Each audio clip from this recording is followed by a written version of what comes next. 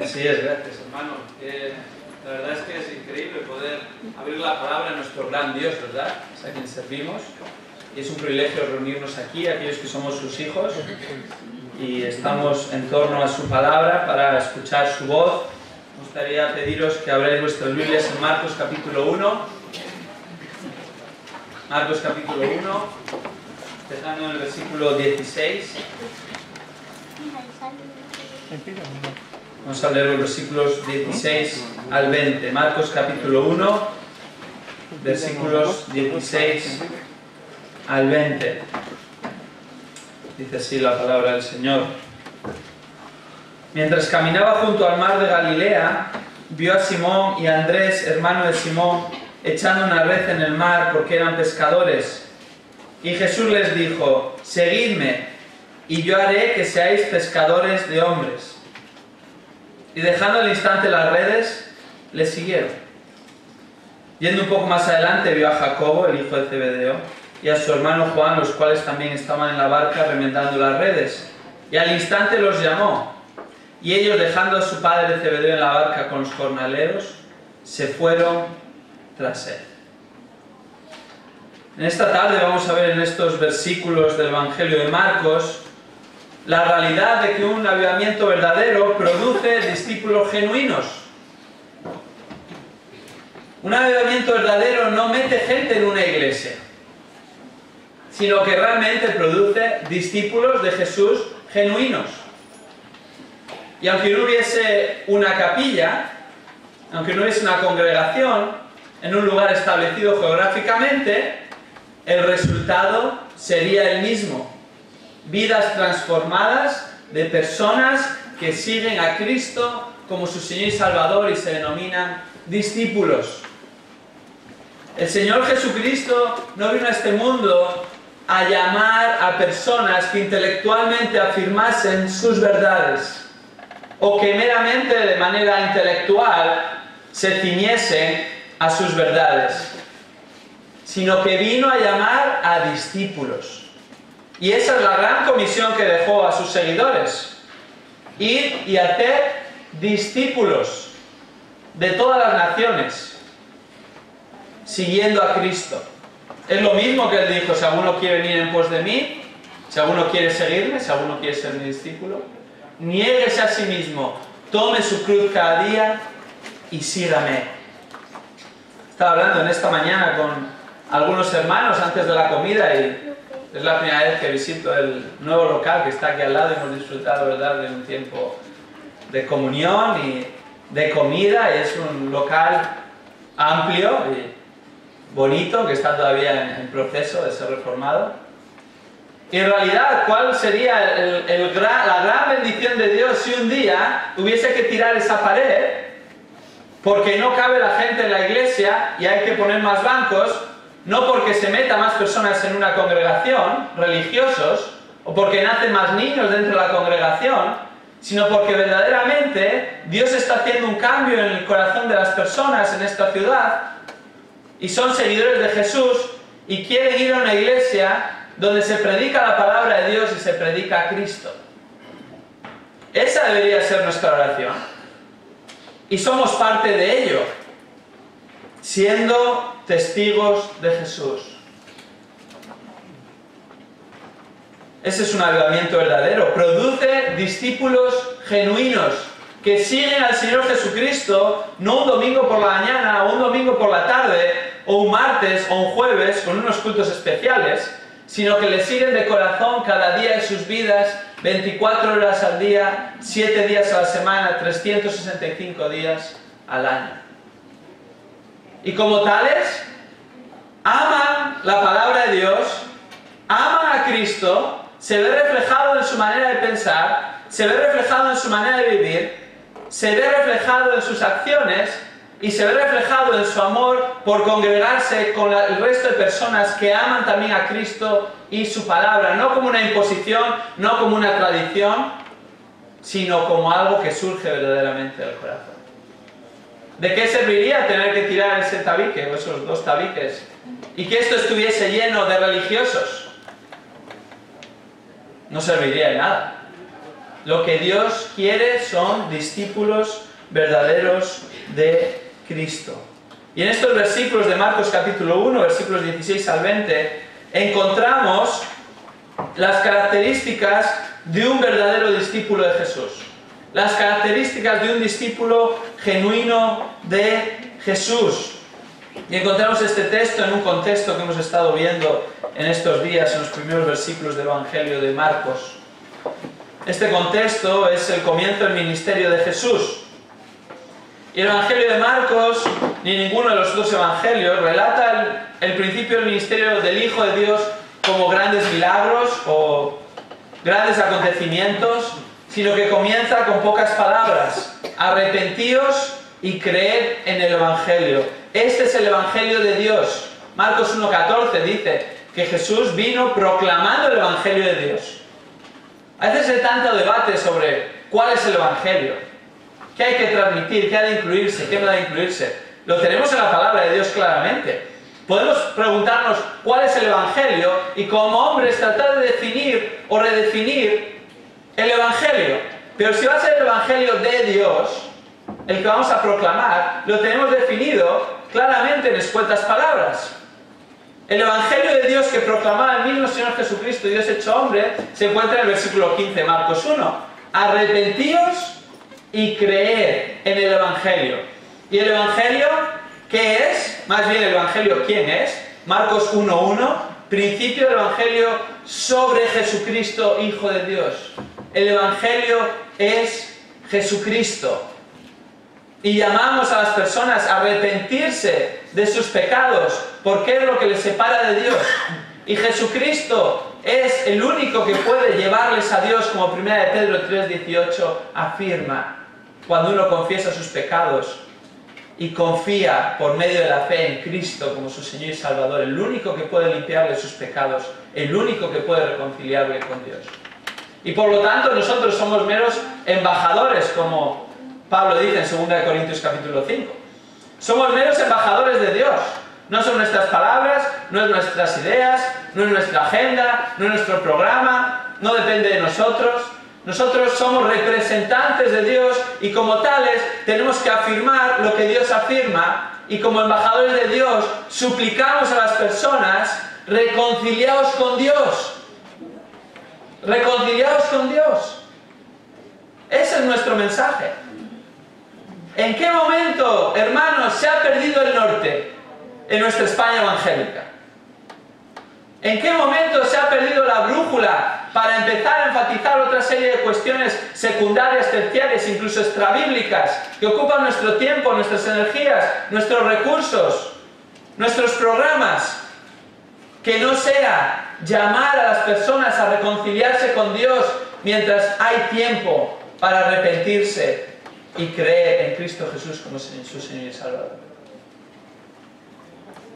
Estamos siendo distraídos. Es como en un campo de batalla: si eres distraído por un ataque secundario, por un flanco que debilita tus tropas y presta especial atención a ese flanco, cuando en realidad te están haciendo un ataque envolvente y toda la tropa del enemigo está atacando por el lado que tienes debilitado. La distracción en las cuestiones secundarias, aunque sean importantes y buenas, o aparentemente buenas, nos debilitan de la prioridad de predicar a Cristo y este crucificado, y de llamar a las personas a confiar en Él como el único medio de reconciliarse con Dios, su Creador, o si no, están condenados irremediablemente a un infierno eterno, pagando justamente por sus pecados, recibiendo la ira de un Dios santo. Ese es nuestro mensaje. Y aquellas personas que se arrepienten genuinamente, aquellas personas que creen verdaderamente en el Evangelio, que creen en Cristo, no solo intelectualmente, porque como Santiago 2:19 afirma, los demonios creen que Dios es uno y hacen bien. Pero ¿cuál es el resultado? Tiemblan. No son salvos por creer que Dios es uno, tiemblan simplemente. Con conocer verdades intelectualmente del Evangelio y la palabra de Dios no salva a nadie. Hay muchas personas sentadas en bancos de nuestras iglesias en España que son segunda, tercera, cuarta generación, o incluso alguno puede ser quinta remotamente, pero que conocen la verdad del Evangelio intelectualmente, pero nunca ha producido un cambio en su vida, ni vive a la luz de ese Evangelio. Son religiosos, pero en lugar de ser religiosos católicos, como la mayor parte de la sociedad actual, aunque cada vez en menor medida, son religiosos evangélicos. Eso no les va a salvar, porque estén en la religión correcta, porque estén afirmando lo que la Biblia afirma correctamente. Lo único que les salva es Cristo, cuando cambia su vida verdaderamente. Romanos 10:9 afirma: si confiesas con tu boca a Jesús como Señor y crees en tu corazón que Dios le resucitó de los muertos, entonces tú serás salvo. Tú.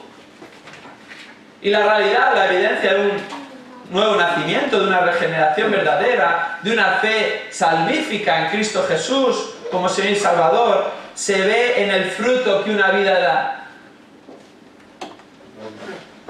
El mismo Señor Jesucristo en Marcos capítulo 4, un poquito más adelante, nos afirma en la parábola del sembrador, la parábola de los terrenos, cómo el sembrador siembra la palabra. En los evangelios sinópticos, tanto Mateo como Lucas, nos afirma que esa palabra es principalmente el Evangelio.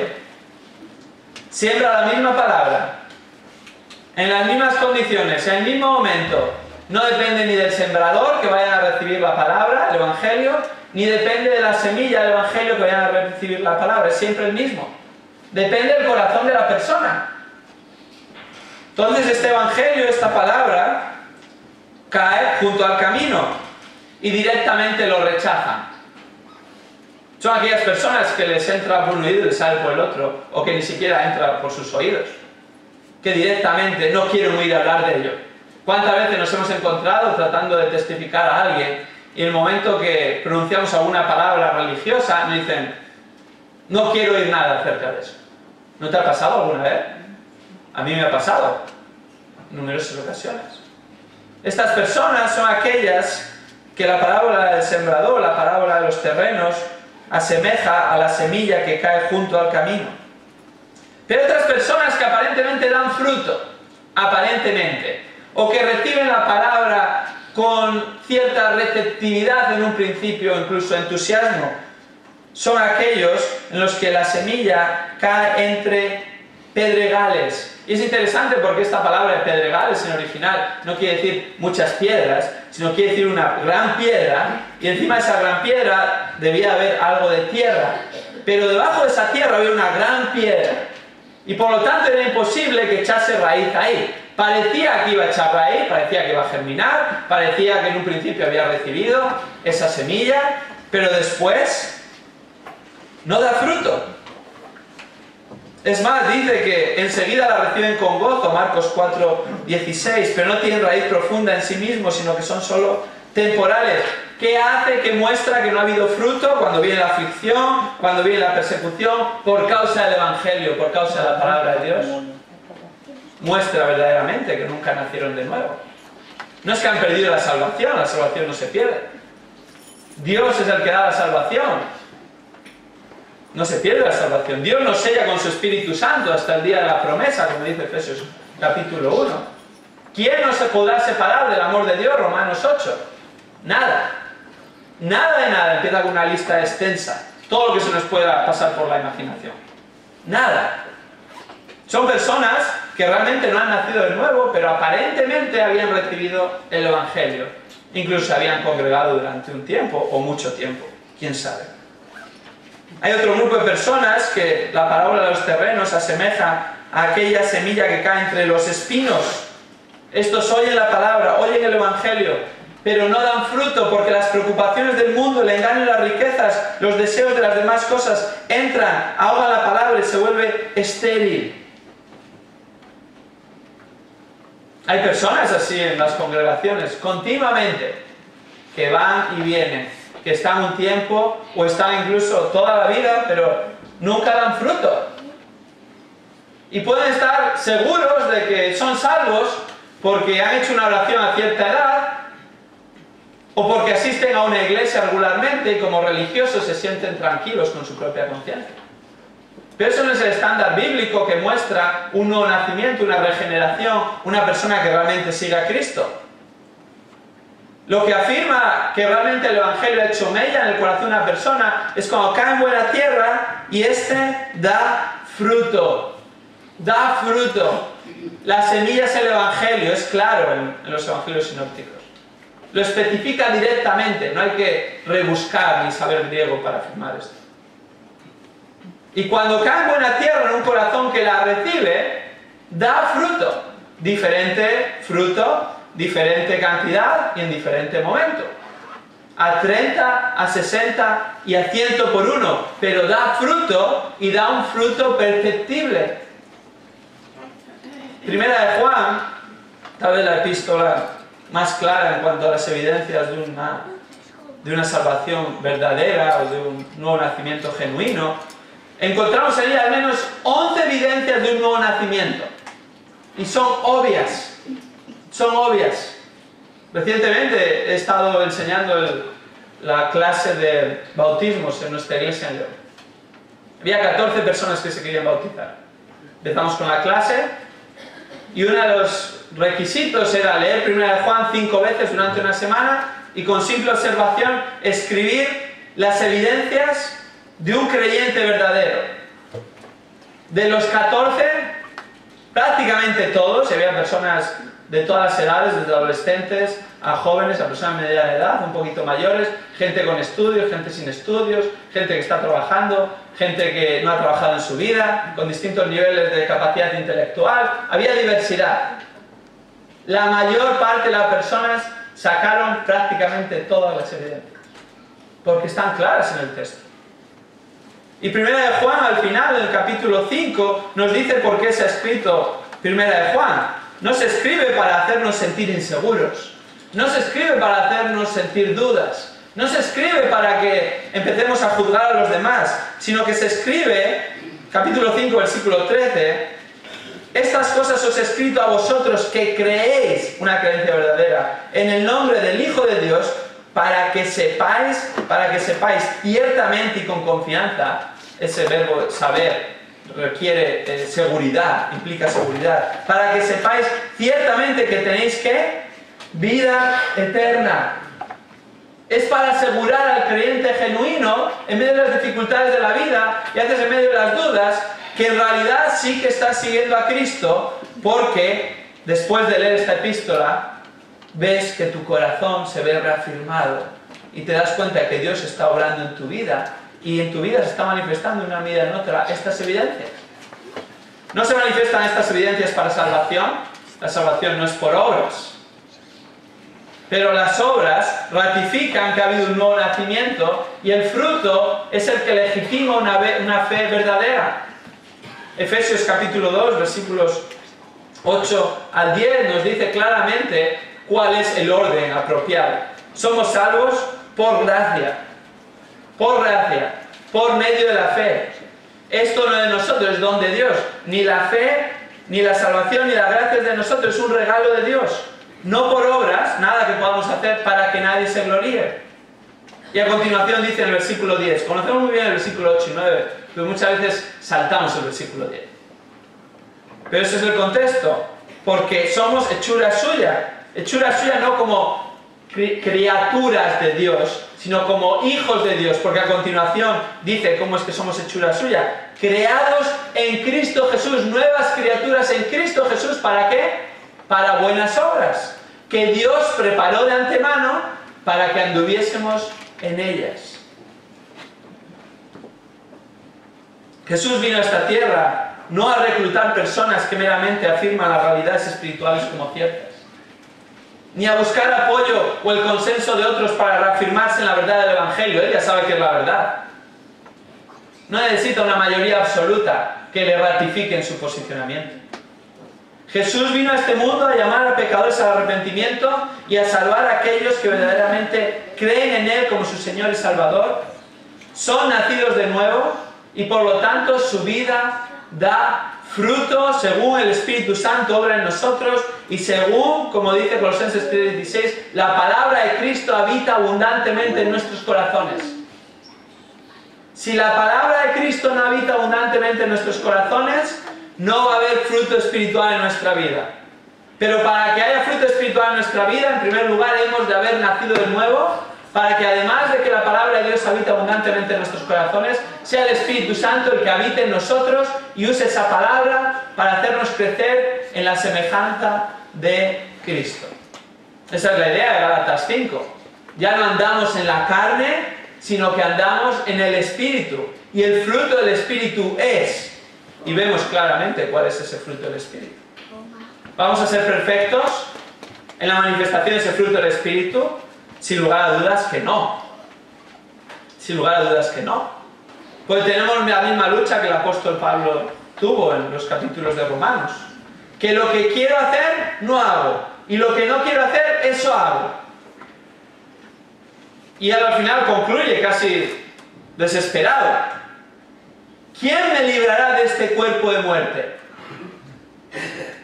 Pero no nos quedemos ahí al final del capítulo 7, porque al principio del capítulo 8 dice que bendito el nombre de ¿quién? Del Señor Jesucristo, porque Él me ha librado. Él es el que me ayuda en esta lucha.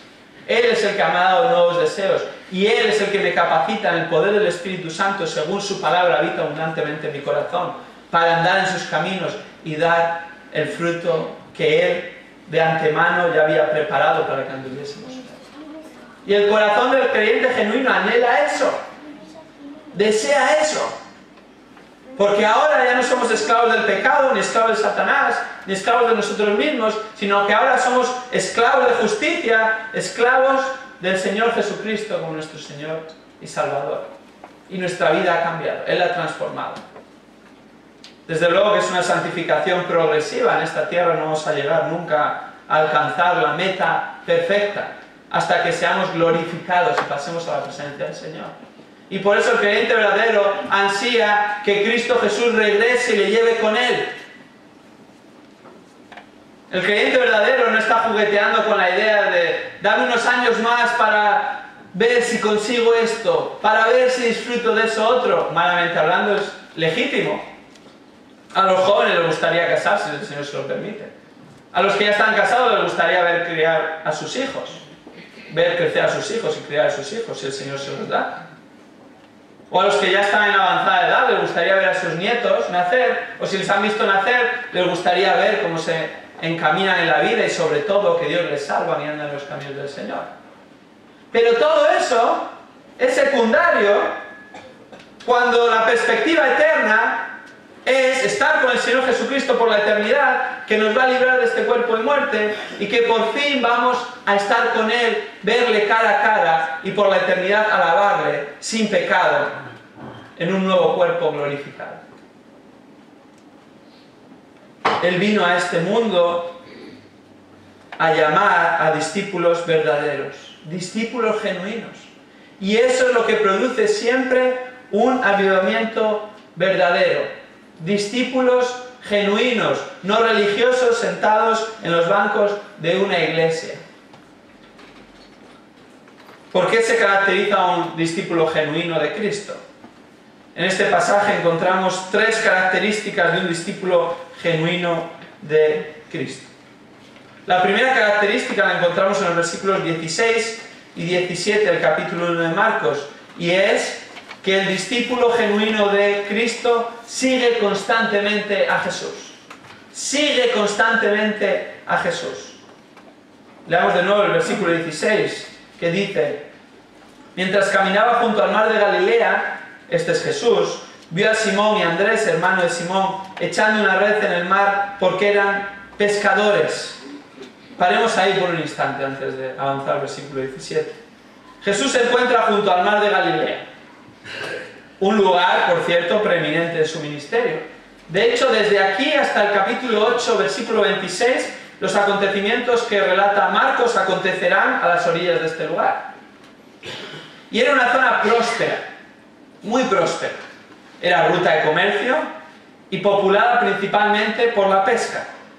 Este mar de Galilea, que realmente es un lago, aunque Marcos le llama mar, Talasa, en realidad es un lago como Lucas, que es mucho más escrupuloso, bien lo define en su evangelio. Este lago es un lago interior, 20 kilómetros de largo por 12 kilómetros de ancho. Sus aguas son templadas y se encuentra a unos 200 metros sobre el nivel del mar. Y visto desde lo alto y se sacase una panorámica vista de pájaro, tiene una forma similar a un arpa. Y el principal negocio de este lago singular era una gran industria pesquera. De hecho, el historiador Josefo lo exalta por su agua dulce pura, sus muchas especies de peces y la tierra fértil a su alrededor, lo cual unido a un clima agradable produce fruto durante 10 meses al año. Un lugar muy rico y próspero de manera natural. Por lo tanto, no es de extrañar que como Jesús camina a la orilla de este lago de Galilea tan fértil y preeminentemente pesquero, se encuentre con pescadores. No era difícil que se fuera a encontrar con pescadores, era lo que realmente abundaba en esa zona. A veces tenemos una idea de los pescadores un poco deformada, por lo menos de aquel tiempo. Podemos pensar que estos pescadores eran unas personas aisladas que pasaban sus ratos libres pescando, ni mucho menos, eran profesionales de la pesca, en un lugar en el que el oficio era central y la competencia tremenda. La historia dice que existían 16 puertos pesqueros en la zona. ¿Te puedes imaginar 16 puertos pesqueros en una zona de 20 kilómetros por 12? Sobresaturado. 230 embarcaciones que se sepa por distintos registros se dedicaban a la pesca en esa época en el lago de Galilea. 3 ciudades del lago de Galilea tomaban nombres del argot marinero y exportaban tanto pescado que abastecían a grandes ciudades como Alejandría en Egipto o Antioquía en Siria. No eran unos pobres pescadores estos que se dedicaban a pescar en sus ratos libres. Eran unos profesionales de la pesca en uno de los lugares prominentes de la pesca en aquel tiempo, con una gran competencia, y por lo tanto habían desarrollado una gran destreza, una persistencia tremenda, mucha paciencia, un estado de alerta continuo, y tenían que haber espabilado debido a la competencia tan feroz en este mercado. Y Jesús encuentra a 2 de estos pescadores y los menciona por nombre. Dice el versículo 16 que son Simón y Andrés, su hermano, y estaban precisamente ejercitando su profesión. Lo más seguro es que era primera hora de la mañana, ya última de ellos de trabajo, después de haber faenado buena parte de la noche, cuando se dan las condiciones óptimas para una buena captura. Pero así todo estaban echando una red en el mar. Y debido al lugar donde estaba esta red, más que probable era una red circular. Una red circular de unos 6 metros de diámetro, con pesos de metal o rocas todo alrededor del perímetro. Y esta red se echaba desde la barca o bien adentrados a pie en el lago donde hubiese poca profundidad. Y se necesitaba un pescador experimentado para que él solo pudiese echar una red de 6 metros de diámetro y perfectamente cayese a forma de paracaídas para capturar a los peces que estaban en esa zona. Posteriormente tiraban de un cordel que no soltaba en ningún momento mientras tiraban la red y capturaban y arrastraban hasta la orilla o hasta la embarcación la pesca. Y Jesús encuentra a estas personas, Simón y Andrés, pescando y se dirige a ellos con una frase. Versículo 17. Fijémonos que les dice: seguidme y yo haré que seáis pescadores de hombres. Una palabra resalta sobre el resto. De hecho, una palabra es la principal en este pasaje. Seguidme. Seguidme. En realidad no es una palabra, sino que en el original es una frase idiomática que consta de 3 palabras, que podríamos traducir en español con 4. Aquí detrás de mí. Aquí detrás de mí. Es una frase idiomática informal para aquella época. Un llamado a ir tras él. Una invitación, pero con la autoridad y fuerza de un mandamiento. Un llamado a seguirle. Y este llamado se asemejaba a otro llamado de aquella época en la sociedad judía, en la que los discípulos seguían a un rabino. Se asemejan ciertas cosas, pero hay diferencias contrastadas. El rabino no salía a buscar a sus discípulos, sino que los discípulos solicitaban ser seguidores de ese rabino. Pero Jesús toma la iniciativa y sale a buscar a sus discípulos. Los discípulos del rabino habían de ser fieles a distintas reglas y escritos, mientras que Jesús lo que le estaba pidiendo es que fuesen fieles a Él, porque era el Hijo de Dios y le tenían que seguir a Él, no reglas ni escritos. Los discípulos del rabino seguían una religión, mientras que Jesús les llamaba a seguirle de una manera real, viviendo las 24 horas del día, aprendiendo de Él y siguiéndole, y no solo unas horas a la semana. Los discípulos del rabino pasaban exámenes, mientras que Jesús no les pedía el currículo, sino una disposición de aprender y ser dóciles para seguirle. Era un llamado a seguirle constantemente, 24 horas al día, 7 días a la semana, 365 días al año, toda una vida. Este era el llamado que estaba haciendo Jesús. Sígueme, sígueme. En una ocasión leía que un hombre sintió el llamado del Señor de una manera clara a servirle. Y empezó a orar, y empezó a buscar activamente en qué podía servir al Señor, dónde tal vez el Señor quería que fuese. Iba a las reuniones de misiones de la iglesia. Fue en viajes con grupos misioneros para ver lo que mostraba el Señor. Empezó a prepararse, empezó a estudiar en un seminario. Pero se dio cuenta que aunque todo esto era bueno y probablemente necesario en su descubrimiento de cómo podía servir al Señor, lo que Dios le pedía no era que hiciese cosas para Él o fuese a lugares por Él, sino que le siguiese día a día en su vida, y como reflejo de esto, Dios iba a darle oportunidades de servirle.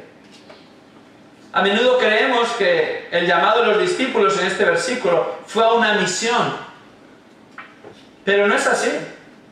Este llamado fue a seguirle a Él.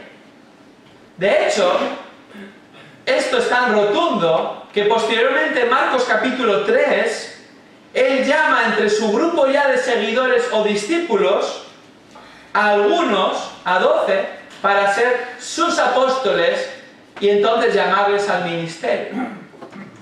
A estos 12 apóstoles les prepara un tiempo y en Marcos capítulo 6 son enviados por primera vez a predicar. Es claro, por lo tanto, que cuando está llamando aquí a Simón y a Andrés y posteriormente a Jacobo, Juan y a otros que llamó y el Evangelio no lo relata, no les está llamando a un servicio o a un ministerio, sino que les está llamando a seguir a Cristo en primer lugar, para posteriormente servirle. Ese llamado es el mismo para cada creyente. Seguir a Jesús cada día de nuestra vida. Conocer a Cristo. Admirarnos y contemplar su carácter bueno y perfecto. Seguir sus enseñanzas, sus mandamientos de corazón, no por obligación, porque deseamos agradarle. Seguir a Cristo en nuestra toma de decisiones. Seguir a Cristo en nuestro andar diario, en nuestras palabras, en nuestros pensamientos.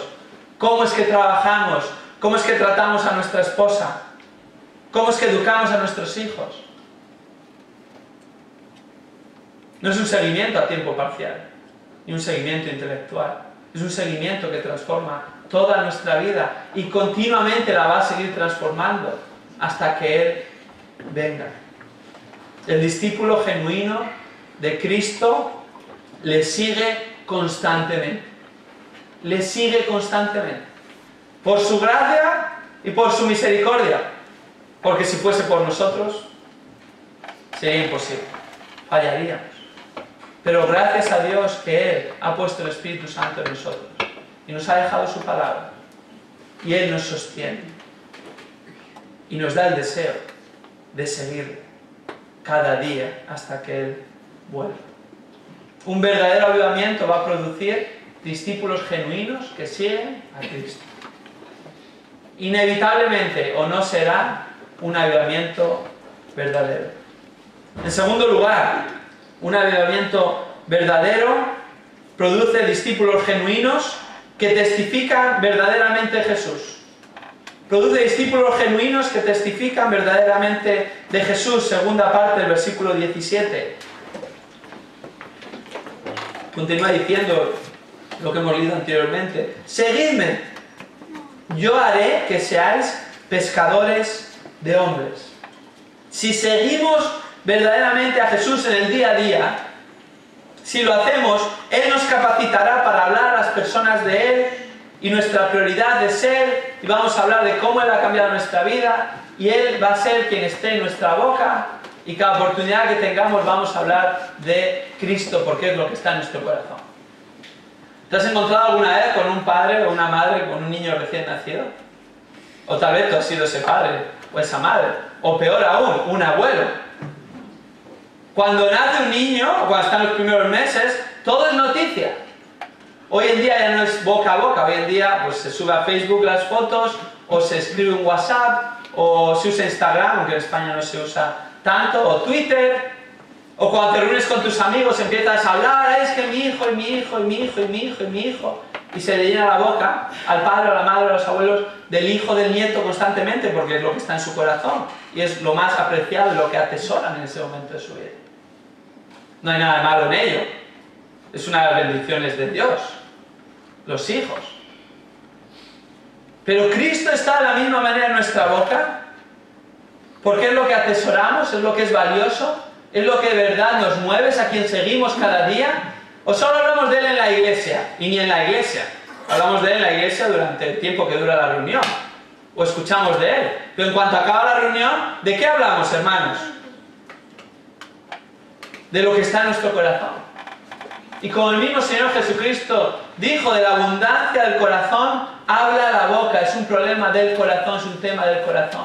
Si Cristo no nos tiene cautivados, si no tiene cautivado nuestro corazón, entonces nuestra boca no va a hablar de Él. O si va a hablar de Él, va a ser hipócritamente, cuando se supone que tenemos que hablar y cuando se espera que hablemos de Él de cierta manera, en cierto lugar. El discípulo verdadero de Cristo testifica verdaderamente de Él. El texto dice, yo haré que seáis pescadores de hombres. Ahora es su nueva labor, seguirle. ¿Y quién va a hacer que sean pescadores de hombres? Cristo. Cristo, según le siguen, serán pescadores de hombres. Fijémonos, lo primero es que les sigan, y luego Él les capacitará para ser pescadores de hombres. El texto dice, yo haré que seáis. Jesús es el único que podía hacerles ser pescadores de hombres. Y el texto lo sobreenfatiza.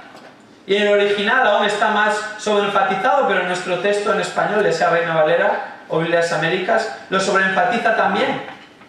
El yo, el pronombre personal, no es necesario que aparezca. Cuando aparece es para sobreenfatizar a la persona que está realizando la acción. Está enfatizando y sobreenfatizando que es Cristo el que les va a capacitar para que sean pescadores de hombres. No solo eso, sino que en el griego, cuando aparece al principio de la frase, está diciendo que esa es la parte más importante del pensamiento que se está tratando de transmitir. Es Cristo el que puede hacernos pescadores de hombres, no somos nosotros. Pero además añade un verbo que ni Reina Valera ni Biblia de las Américas ni otra versión que haya consultado es capaz de transmitir adecuadamente, porque es un verbo en voz pasiva. ¿Qué es un verbo en voz pasiva? Simplemente que nosotros somos los receptores de la acción. Nosotros no ejecutamos la acción, sino recibimos la acción. Cristo es el que ejecuta la acción. Está sobreenfatizándolo, poniendo el pronombre que no es necesario, poniéndolo al principio de la frase y añade un verbo en voz pasiva para que quede bien claro que nosotros no somos capaces de ser pescadores de hombres si Cristo no nos hace pescadores de hombres. Es su obra. No dependía de ellos, dependía de Jesús hacerles pescadores de hombres y convertirles en pescadores de hombres. Pero primero tenían que seguirle de corazón, y entonces Cristo mismo nos va a capacitar y nos va a ayudar a ser pescadores de hombres y a hablar y anunciar a aquel a quien seguimos verdaderamente en el día de hoy. Estos discípulos posteriormente fueron llamados al ministerio por Jesús, fueron apóstoles, posteriormente fueron enviados a predicar, Después de que Cristo ascendió a los cielos y lo deja antes de ascender la gran comisión, ir y hacer discípulos en todas las naciones, bautizándoles en el nombre del Padre, del Hijo y del Espíritu Santo, y enseñándoles todas las cosas que yo os he mandado. No es solo hacer discípulos, hay que bautizarles, luego hay que enseñarles todo lo que Cristo ha mandado, toda la palabra de Dios, toda la mente de Cristo. Y hacemos esto porque Él estará con nosotros hasta el fin de los días. No era algo exclusivo para ellos, sino es hasta el fin de los días que esta realidad es vigente para todos nosotros. Después de que Cristo asciende al cielo, vemos en Hechos capítulo 2 que el Espíritu Santo desciende con poder en estas personas, en los seguidores de Jesús. Y a continuación, Pedro empieza a predicar en el poder del Espíritu en Hechos capítulo 2, con multitud de referentes al Antiguo Testamento, citando la Biblia una y otra vez y apuntando a Cristo, y miles se convierten. Posteriormente, en otro mensaje, posteriormente los discípulos, un puñado de hombres, en el poder del Espíritu empiezan a anunciar a Cristo porque esa era su vida, y empieza un avivamiento tremendo que ni siquiera el mismo Señor Jesucristo había visto en la tierra tantos convertidos verdaderos, porque ese no era el plan divino en ese momento. Dios usa a sus seguidores, a los verdaderos seguidores de Cristo, que aman a Cristo y le siguen, para anunciar a Cristo. Y eso es lo que va a producir un avivamiento verdadero. A veces podemos estar pensando, ¿qué sucede? Que no hay un avivamiento. Bueno, no depende de nosotros, lo he repetido una y otra vez estos días. Depende de Dios. Pero ¿qué depende de nosotros? Ser fieles a la hora de transmitir el mensaje, el único mensaje que puede producir un avivamiento verdadero, anunciar a Cristo y el Evangelio según la palabra, y confiar en el poder del Espíritu Santo para que haga una obra sobrenatural, que es un milagro, que es el nuevo nacimiento. Es natural si nos fijamos en nosotros mismos, si nos fijamos en los demás, si nos fijamos en las circunstancias, si nos fijamos en la sociedad. ¿Hay alguna esperanza? Ninguna. El mensaje no es atractivo. El método es de hace miles de años. El resultado parece de locos. ¿Tiene sentido humanamente hablando? No. Tiene tanto sentido como que 11 hombres fuesen esparcidos a lo largo del mundo predicando a Cristo y que muriesen martirizados y que la gente siguiese a Cristo sin ni siquiera haberle visto ni conocido. Porque es la obra de Dios. Es el poder del Espíritu Santo. Y Dios sigue siendo el mismo hoy. Y su Evangelio sigue siendo el mismo hoy. Y el poder del Espíritu Santo sigue siendo el mismo hoy. ¿Estamos siendo nosotros fieles en anunciar a Cristo? Porque algo está fallando en esta ecuación.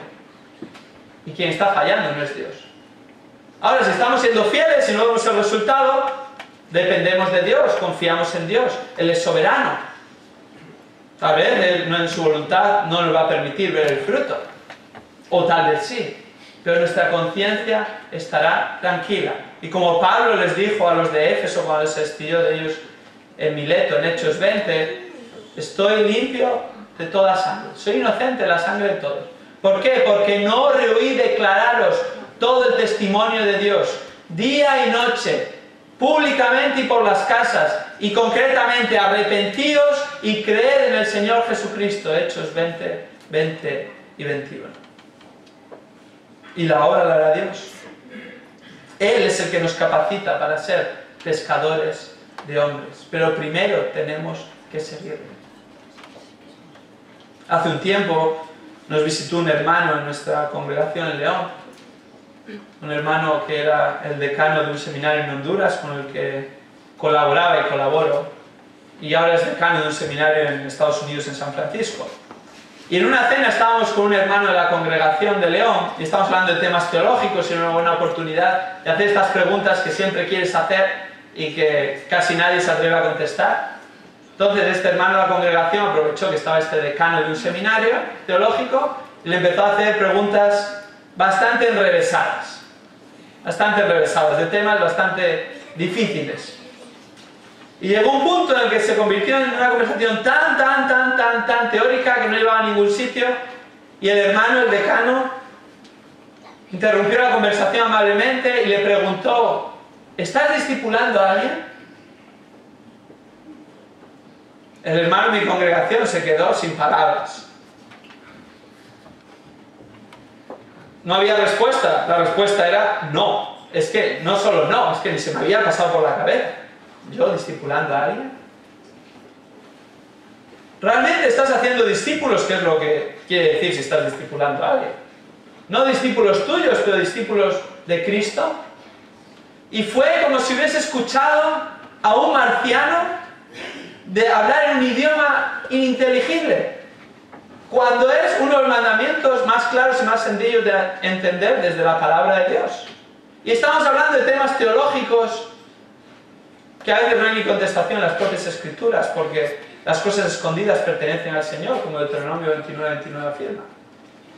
Pero lo que ha revelado claramente y nuestra responsabilidad es como si no lo entendiésemos, cuando hasta un niño de 10 años lo puede entender. Realmente ese es nuestro llamado personal, ser pescadores de hombres, hacer discípulos del Señor Jesucristo, y es nuestro llamado como congregación, predicar el Evangelio, y una vez que el Señor les salva, bautizarles, y posteriormente enseñarles todo lo que Él nos ha enseñado. A veces ponemos esta dicotomía entre evangelismo y enseñanza o predicación en las congregaciones. No hay tal dicotomía, es todo parte de la gran comisión.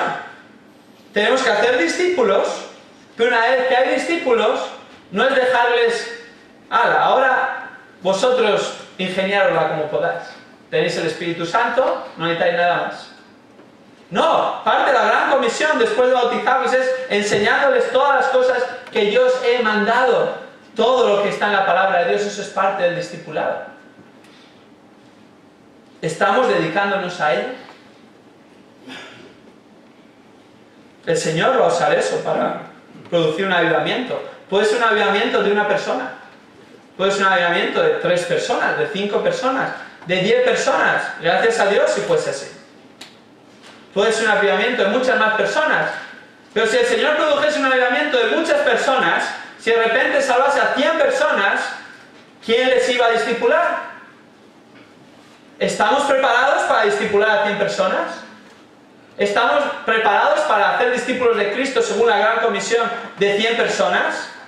Cuando ni siquiera lo estamos haciendo con una persona. Dios puede usarnos si estamos dispuestos. Leí una biografía sobre Juan Hai hace un tiempo. Fue misionero en la India a finales del siglo XIX. Y muchos dudaban que fuera a ser un buen misionero. Y humanamente hablando, cualquiera de nosotros hubiéramos dudado igualmente o peor. Era lento para hablar, un poco sordo, aparentemente tenía poco entusiasmo y celo por la obra de Dios, no transmitía. Sí que no le convertía en el candidato ideal para las misiones, y menos a la India. Pero Hyde seguía a Cristo por encima de todo, y sabía que Cristo es el que hacía la obra, y no dependía de él. Así que empezó a orar. Fue enviado a la India. Primero oró porque Dios le diese la oportunidad de testificar a un alma al día.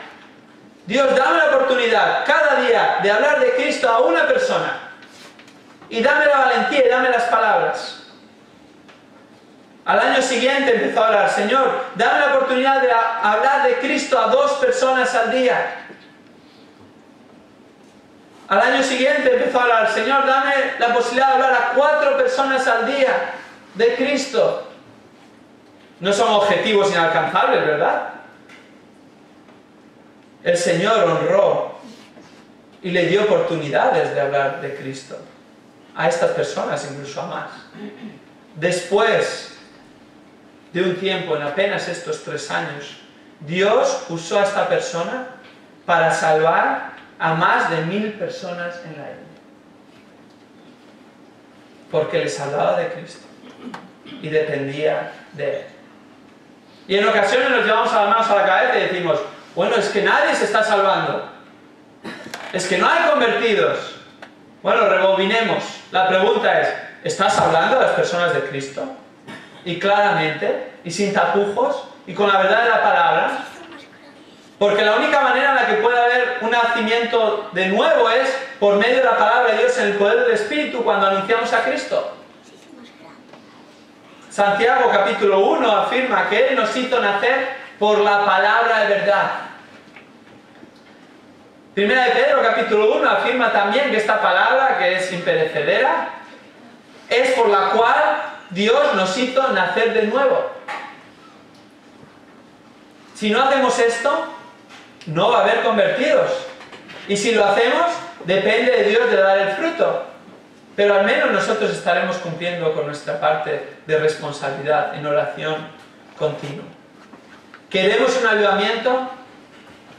El lunes, cuando vuelvas a tu rutina diaria, cuando vuelvas a tu lugar de trabajo, cuando utilices el transporte público y estés con personas que tal vez incluso coincides en numerosas ocasiones, háblales de Cristo. Háblales de Cristo. Y ora por esas personas. Y ora que el Señor te dé oportunidades. Y tal vez nos vamos a sorprender. Nos vamos a sorprender por nuestra incredulidad. No porque Dios no lo pueda hacer. O lo vaya a hacer. El verdadero discípulo de Cristo sigue a Cristo constantemente. El verdadero discípulo de Cristo testifica verdaderamente de Cristo. Y en tercer lugar, el verdadero discípulo de Cristo renuncia voluntariamente por Cristo. Renuncia voluntariamente por Cristo. Versículos 18 al 20. Y dejando al instante las redes, le siguieron. Yendo un poco más adelante, vio a Jacobo, el hijo de Zebedeo, y a su hermano Juan, los cuales estaban también en la barca remendando las redes. Y al instante los llamó. Y ellos, dejando a su padre Zebedeo en la barca con los jornaleros, se fueron tras él. En el versículo 18 encontramos la reacción de Simón y Andrés al llamado de Jesús de seguirle y convertirse en sus discípulos y sus testigos. Versículo 18, y dejando al instante las redes, le siguieron. Le siguieron. Fueron tras él, comenzaron una nueva vida en la que ya no serían capitanes de su barco, sino que Jesús sería el capitán de sus vidas.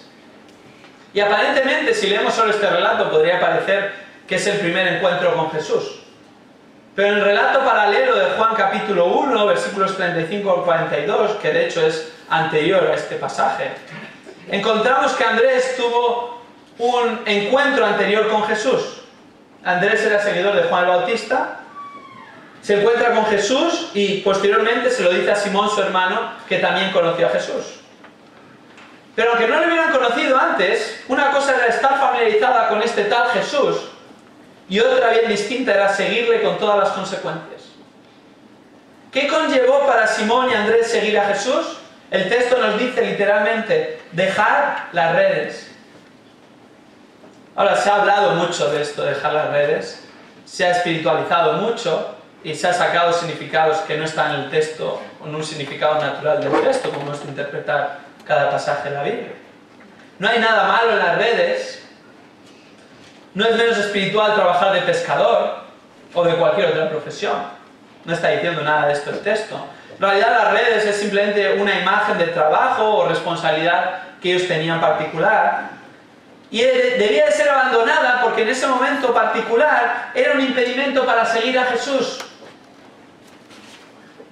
Jesús era la prioridad de sus vidas y todo lo demás pasaba a ser secundario, incluso el trabajo, y lo abandonaron de manera responsable por seguir a Jesús. Es la afirmación que leíamos en esta mañana de Lucas 9, 23 y 24. Si alguno quiere venir en pos de mí, niéguese a sí mismo, tome su cruz cada día y sígame. Porque el que quiera salvar su vida la perderá, pero el que pierda su vida por causa de mí, ese la salvará. Seguir a Jesús conlleva renunciar a cosas. En primer lugar, renunciar a ti mismo. A ti mismo. El problema está en nuestro corazón, no está en las cosas externas. Cuando los religiosos de su época vinieron a Jesús para acusar a sus discípulos de que no seguían las tradiciones humanas y que no observaban el lavamiento de las manos, en Marcos capítulo 7, Jesús les confronta y les dice que estaban tergiversando la palabra de Dios y que estaban enfatizando palabras de hombres, religiosidad. Y a continuación les dice, ¿qué contamina al hombre verdaderamente? ¿Qué contamina al hombre? No es lo que entra en el hombre, sino lo que sale del corazón del hombre, eso es lo que verdaderamente le contamina. El asunto está en el corazón. El primer impedimento para seguir a Cristo es uno mismo, en mi propio corazón, que es engañoso más que todas las cosas. ¿Quién lo conocerá? ¿Conocemos bien ese versículo? Jeremías 17. Pero nos quedamos en el versículo 9 y no vamos al 10, y a continuación dice, yo lo conozco, Dios lo conoce, Él es el que lo conoce. Y Él nos dice que tenemos que negarnos a nosotros mismos para poder seguirle a Él.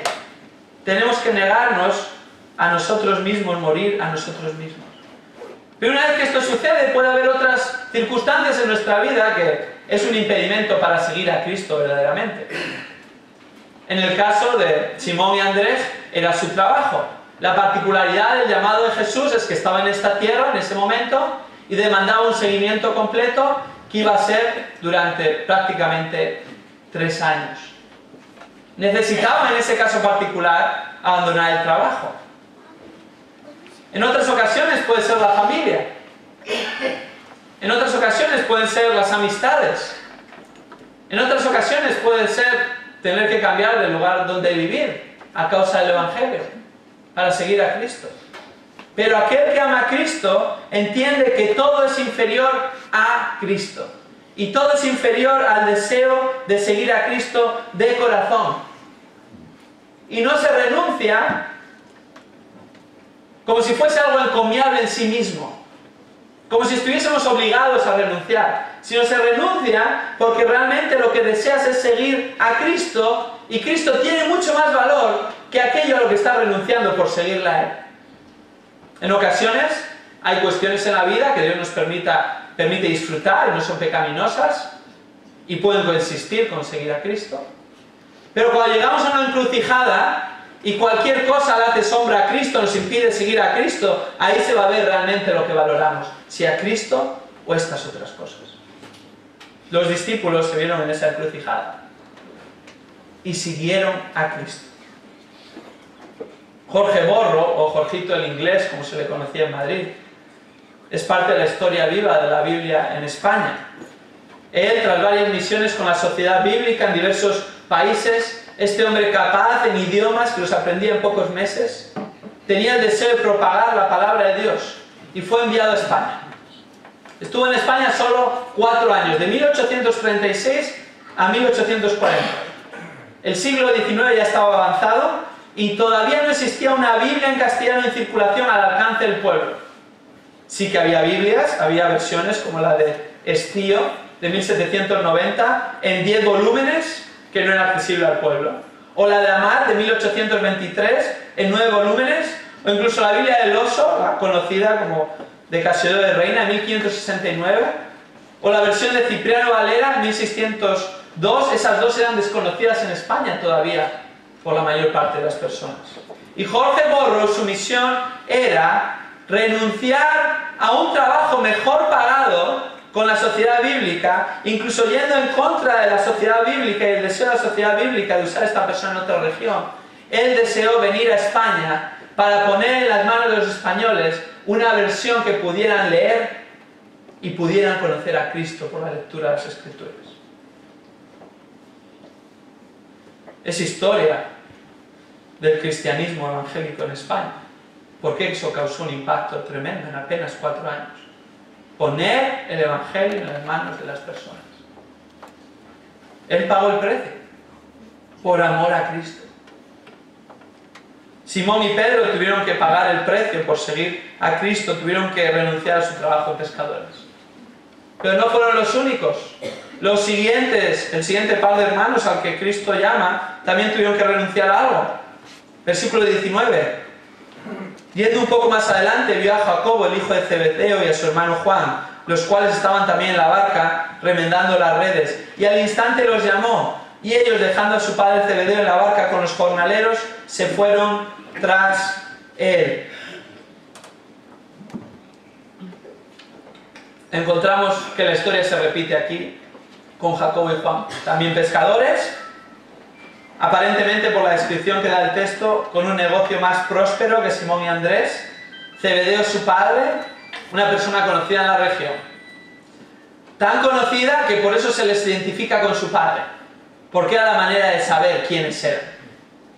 Incluso a día de hoy eso se utiliza, pero en aquel tiempo muchísimo más. A veces cuando no conoces a una persona, hace referencia a aquel que es conocido y a aquel que es más conocido por muchos. Ellos eran conocidos por su padre porque llegaba hasta tal punto que era una familia conocida, que Juan 18:15 afirma que Juan conocía al sumo sacerdote en Jerusalén. Y probablemente era conocido por su padre, Zebedeo, por el trabajo y el negocio que tenía en esta región tan próspera. Tenía un negocio que, según el texto, podía emplear a jornaleros, habla en plural, estaba en la barca con los jornaleros, mínimo 2, más los 2 hermanos más el padre, una barca de 5, que era una buena barca, una buena embarcación para aquel tiempo, y pudiera ser que hubiese más jornaleros incluso. Un negocio próspero. Él viene y les llama. El texto solo dice que los llamó. No da mucha más explicación. Pero en el contexto vemos el contenido del llamado anterior al otro par de hermanos. No es muy descabellado afirmar que fue un llamado prácticamente idéntico. De hecho, cuando Jesús llama a Felipe en Juan 1:43, también le dijo, sígueme.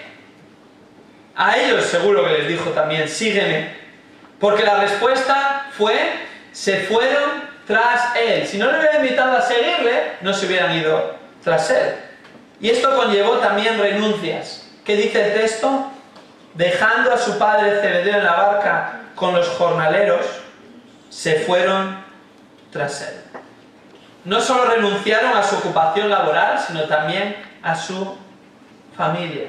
Seguro que fue duro para los tres. Para el padre y para los 2 hermanos.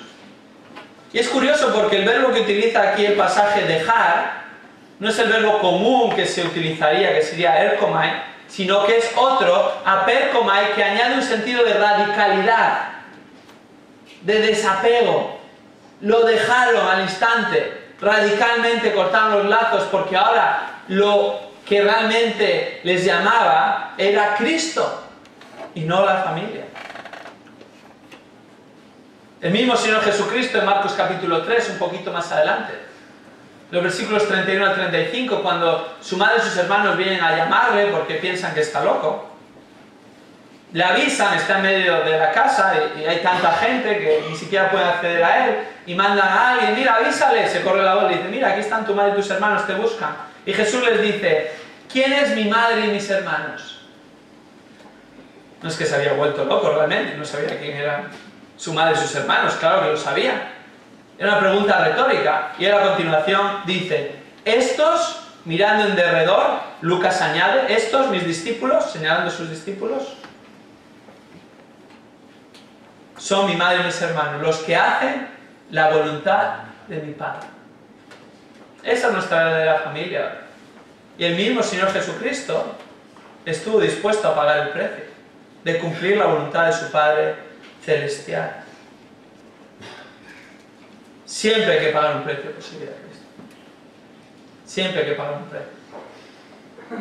De hecho, la parábola de la construcción de la torre, que muchas veces se malusa para hablar de que tenemos que calcular antes de meternos en un negocio, antes de meternos en una cuestión monetaria, es en un contexto de seguir a Cristo. Calcular el coste que conlleva seguir a Cristo. Entonces dices, ¿quién se pone a construir una torre y antes no calcula si va a poder acabarla o no? Y el contexto de la parábola anteriormente le está hablando de lo que conlleva seguirle a él. Sin lugar a dudas que hay principios bíblicos en muchos otros pasajes que nos afirman que tenemos que administrar las finanzas de una manera como Dios indica. Pero ese no es el texto para utilizar, porque ese texto está diciendo que tenemos que calcular el coste de seguir a Cristo, porque hay un coste. El discípulo verdadero está dispuesto a pagar el precio por seguir a Cristo. Seguir a Cristo siempre conlleva abandonar un trabajo, No. De hecho, Juan 21:3 nos sugiere que Simón retuvo el uso de su bote para salir a pescar cuando podía. Pero en ocasiones, si hay que renunciar a un trabajo, y Cristo lo más valioso, lo vamos a hacer. ¿Conlleva seguir a Jesús siempre, dejar a la familia? No, necesariamente. Es más, en lo que nosotros dependemos de estar en paz con todos los hombres y cuanto más con nuestra familia. De hecho, un poco más adelante, en Marcos 1:29, observamos que la casa de Simón y Andrés era todavía usada por su familia y él mantenía contacto asiduo con ellos, incluso llevaron a Jesús allí. Sin embargo, tenían que renunciar a tener unos lazos muy cercanos, tal vez si los familiares se oponen a Cristo y es un impedimento para seguir a Cristo. Tienes que seguir honrando a tus padres, tienes que seguir teniendo relaciones familiares, tienes que seguir orando por ellos, tienes que seguir tratando de utilizar cada ocasión para hablarles de Cristo, pero es Cristo antes que la familia. La familia y el trabajo son solo dos ejemplos que el texto nos da, pero hay otros aspectos, otras luchas de intereses que a veces interfieren con seguir a Cristo. ¿Hay algo en tu vida que te está impidiendo seguir a Cristo? ¿O un lastre que te está ralentizando en tu seguir a Cristo? ¿Hay algo que debes abandonar? ¿Hay prioridades que debes reevaluar a la luz de la palabra y a la luz de seguir a Cristo? ¿Hay influencias que has de cortar, que es una traba para seguir a Cristo? ¿Hay filosofías y tendencias humanas que has de abandonar, que son contrarias a Cristo y que le están quitando la prioridad a Cristo, que le están quitando el poder a Cristo y que le están quitando la suficiencia a Cristo? ¿Hay metas o sueños a los que has de renunciar? Porque ahora tu meta y tu sueño realmente es seguir a Cristo, y si Dios quiere, bienvenido sea, pero si no, lo que realmente me satisface es Cristo.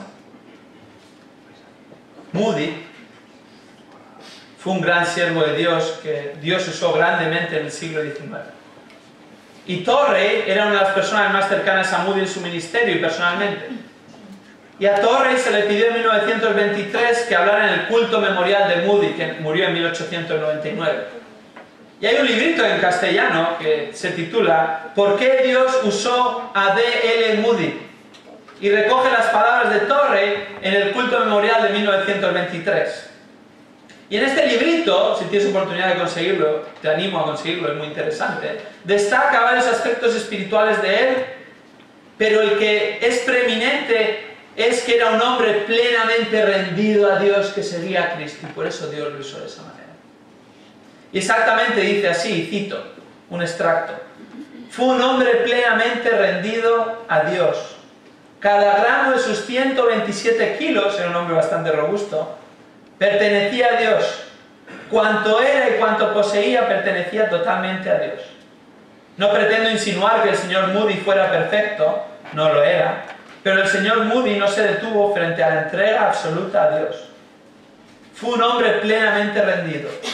Y si usted y yo habremos de ser usados, usted y yo debemos ser hombres y mujeres plenamente rendidos a Cristo.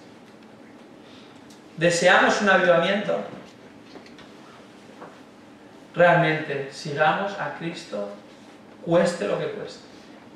Y hablemos a Cristo a las personas a nuestro alrededor, porque es una realidad en nuestras vidas, porque Él es el que ha cambiado nuestras vidas, porque Él es al que acudimos, porque Él es el que derrama gracia sobre gracia cada día, porque Él es nuestro sostén, porque Él es nuestra esperanza, porque Él es nuestro todo. Y entonces realmente hablaremos del corazón con la palabra de Dios acerca de Cristo a los demás.